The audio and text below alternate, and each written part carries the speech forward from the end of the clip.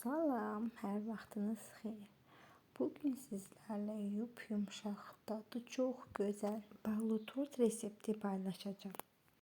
Bunun üçün 250 qram yağı əridib, üzərinə şəkər tozu və bal əlavə edərək, şəkər tozu əriyənə qədər qarışdırırıq.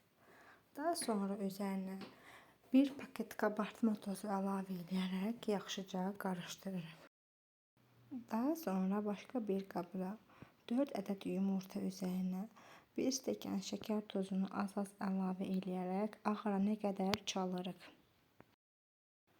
Yumurtanı çaldıqdan sonra əvvəlcədən əritdiyimiz yağın üzərinə əlavə edərək vamxodda yavaş-yavaş qarışdırırıq.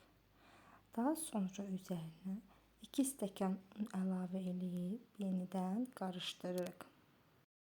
Qarışdırdıqdan sonra xəmiri başqa bir qaba əlavə edirik ki, daha tez soyusun. 15 dəqiqə soyutduqdan sonra üzərinə təzədən 2 stəkan un əlavə edərək xəmiri yoğururuq. Hazır olan xəmiri 11 bərabər hissəyə bölərək nazik şəkildə yuxalarımızı yayırıq. Mən diametri 20 sm olan qapaq vasitəsilə yarpaqları kəsdim ki, hamısı eyni ölçüdə olsun. Hazır yuxaları öncədən 250 dərəcə isitdiyimiz sobada 5 dəqiqə bişiririk. Çox bişirməyin ki, yuxalarınız qurumasın. Kremi üçün otaq temperaturunda olan 200 qram yağı ağarana qədər çalırıq. Daha sonra üzərinə bişmiş krem əlavə edərək biraz daha çalırıq. Mən bişmiş kremi öncədən hazırlayıb soyutmuşdum.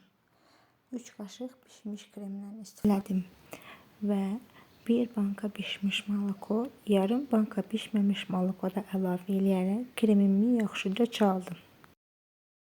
Kremimiz artıq hazırdır. Mən kremi 1 saat öncədən hazırlayıb 1 saat soyuducuda saxlayıram ki, krem daha yaxşı alınsın. Qatların arasına krem çəkərək üst-üstə yerləşdirirəm.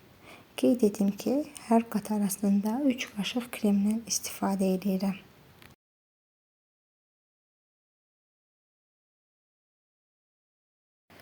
Son olaraq qatların kənarlarından qalan hissələri blenderdan keçirib tortun üzərinə və kənarlarına səpirəm. Çox gözəl, super ləzzətli, yumşaq bir tort alındı. Bu resepti mütləq yoxlayın. Əgər bəyəndinizsə kanalıma abunə olmayı, yaxınlarınıza göndərməyi, rəy yazmayı unutmayın. İzlədiyiniz üçün təşəkkürlər.